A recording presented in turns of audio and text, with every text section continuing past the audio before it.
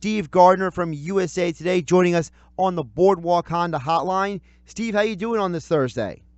I'm good, Josh. How are you? I'm doing well. So it's funny, the Phillies. Last time I talked to you, they were having some issues, and now it seems like they've won 3 straight series. Do you think though that the winning for the Phillies is sustainable, because you can't really put your finger on one specific thing how they're getting this winning done? Well, I think if you want to start trying to put some fingers on it, I think getting Rhys Hoskins back for the last 11 games, they've gone 7-4. He's been hitting at a fantastic clip, around 350 average, over 400 on base, over 700 slugging. I think that's got to be one of the reasons you can point to the Phillies and their improvement, just to get that offense back. Because, when you and I talked last week, we were wondering where the Phillies offense is going to come from, because Right. the pitching had been okay and the hitting had been pretty stagnant. But now you've got Hoskins hitting. Odubel Herrera's had home runs in, 4 consecutive games now. So the offense is coming around, and I think that's something that they can definitely hang their hat on in this recent hot streak. You mentioned Hoskins, but also a guy hitting very well is Odubel Herrera. Now 4 straight games with a home run, definitely helping his bid to try to make another All-Star game. Odubel Herrera is an interesting guy, Steve, because a lot of times people in this area have been critical of him, the base running. Sometimes he has lapses in judgment. But I think overall, he's still, we still forget the guy is 26. It's not like he's a 30, 32-year-old set in his ways guy. And I think that there is still potential for him to develop into what he's going to be. Certainly. And I think that's why, even if there were calls to trade him because of the crowded outfield, that we thought we had at the beginning of the season, those have calmed down quite a bit now. And you're right. He's performing at an all-star level. I mean, you got to love the on-base percentage there at the top of the order. His slugging percentage is better than it's ever been in his entire career, already getting close to his career high in home runs. And yeah, you can, if you've got somebody who's producing like that and whose curve is trending upward, you can live with some of those boneheaded plays and mistakes, because most of the time he's going to help you a lot more than he's going to hurt you. When you look overall at the Phillies offense, we had this conversation a couple of weeks ago, and I'll bring it up again. If the Phillies were to go out and acquire somebody, do you think that there's a position that makes the most sense for them to fill? Yeah, we talked a little bit that maybe another bat to throw into that right field spot, or possibly, I think right now it's becoming more obvious that they need somebody in the bullpen that they can trust when the game is on the line. And when you see, you get your closer at the beginning of the season gets demoted to the minor leagues, and you really have nobody that is taking the lead. Tommy Hunter got the save, or Adam Morgan got the save last night. That's where I think the real need for the Phillies is. And the good thing, if you're a Phillies fan, is I think there are going to be some guys who can close who will be available. We've already seen, Kelvin Herrera traded this week. Alex Colomé was traded a little bit earlier, but Zach Britton's still out there. Brad Hand possibly is still out there. You've got several teams that are not in it right now who would consider trading their closer away, and that's something that I think the Phillies are probably going to look at as if not the top priority, a very high priority. You mentioned Herrera. I'm a little annoyed about that trade because of the fact that if you only gave up what the Nationals did for Kelvin Herrera, who's a very good pitcher, just because he's not nationally known to some people doesn't mean that he's not a good pitcher. I mean, this guy was part of that Royals bullpen that won the World Series. He's been an all-star. He has a really great regimen of pitches, and I think that could have been a guy the Phillies could have gotten, and the Nationals basically didn't give up much at all to get him. It doesn't look like it right now, but remember when the Nationals traded with the Phillies for Jonathan Papelbon, nobody was really excited about Nick Pivetta being in that deal either. This is true. And look how he turned out to be, a pretty good trade for the Phillies, I think you'd have to say. So we don't know exactly what those prospects are going to be, but in terms of where they rank on the Nationals prospect scale, it doesn't look like a whole lot. And so that's good. You know, the Nationals will do that at the end of the season and trade to improve their bullpen. They've done it the last several years. So that's something. But, yeah, you look at what's still out there. I think that there are a number of good, solid relief pitchers who could come in and maybe, even if they don't close in Philadelphia, could certainly help add to the depth, which is something that they'll need going down the stretch. Speaking of pitching, a guy who has been a little rocky is Jake Arrieta. You know, he's given up a home run down 4 straight starts, and ever since he made that comment about accountability and shift defenses, he hasn't been pitching that great either. So is this just a slump for Arrieta, or are teams kind of figuring him out at this point? Maybe it's a little of both. I think that with Arrieta, his problem now is he's just not missing bats as frequently as he has in the past. You look at his strikeout rate throughout his career. You know, even when he was younger and in Baltimore, he was still striking out 7-8 batters per 9 innings. When he came over to the Cubs and had those great seasons, including the Cy Young winning season, he was up over a strikeout per inning.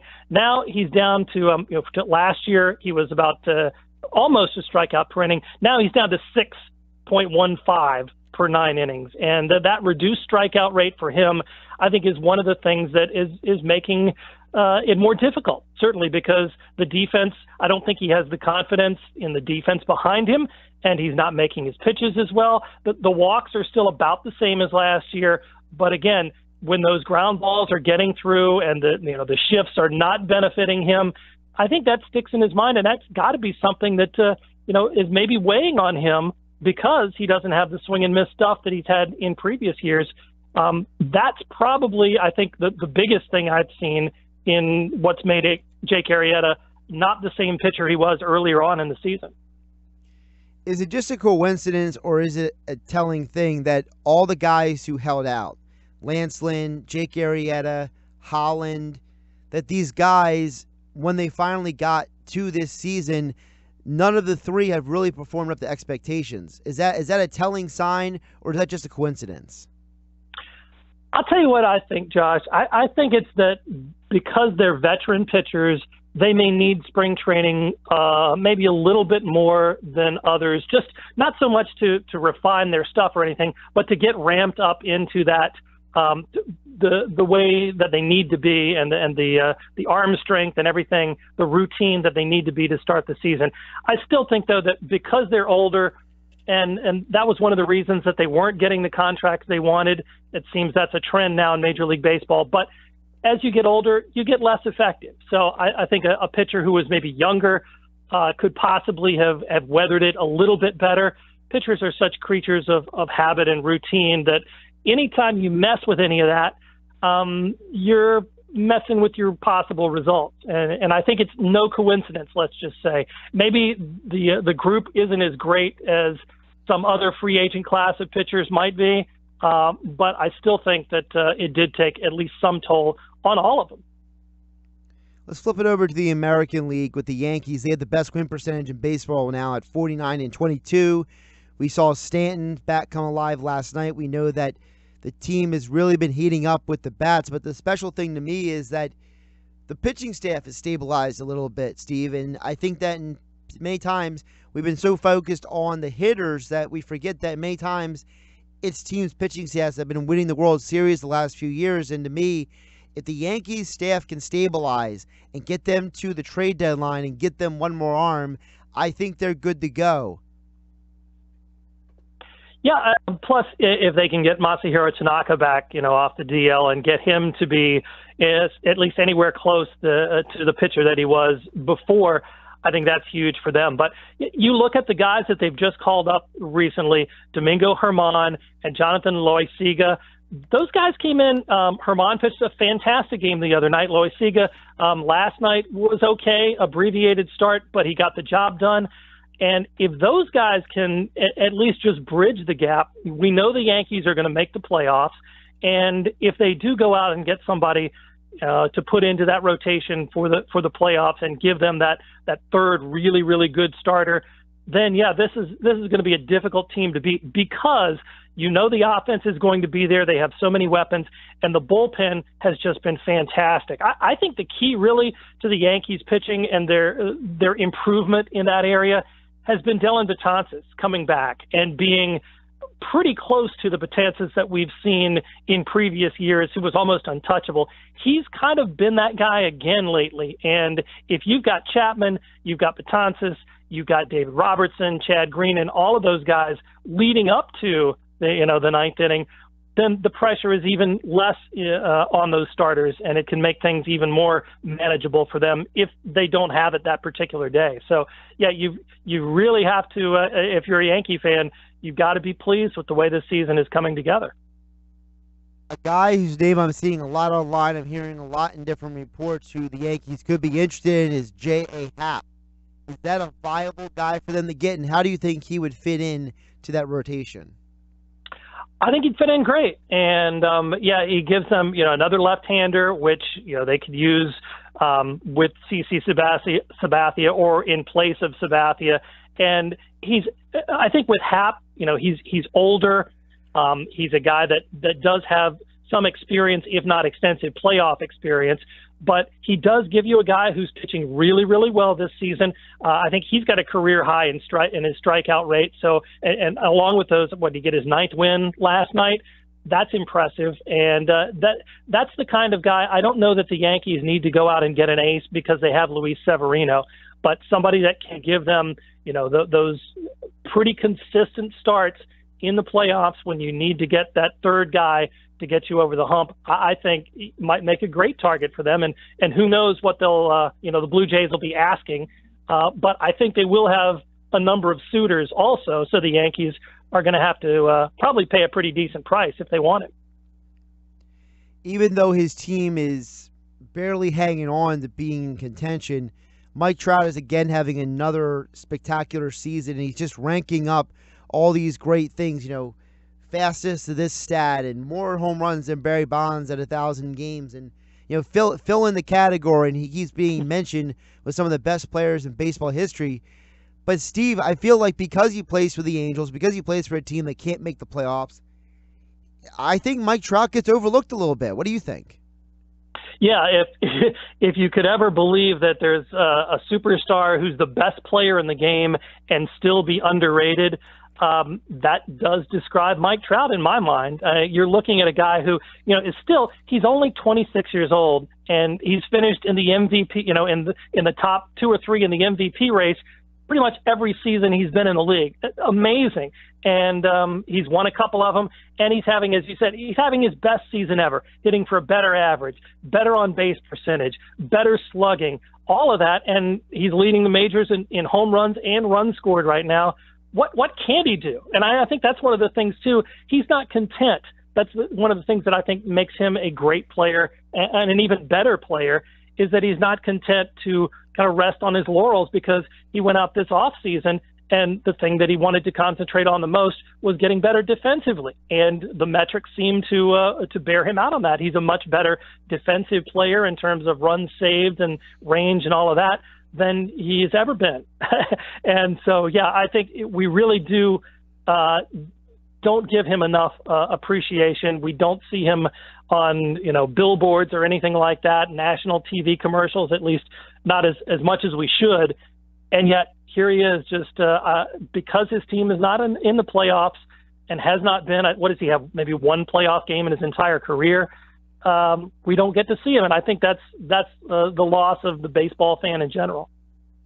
You mentioned that he's not content.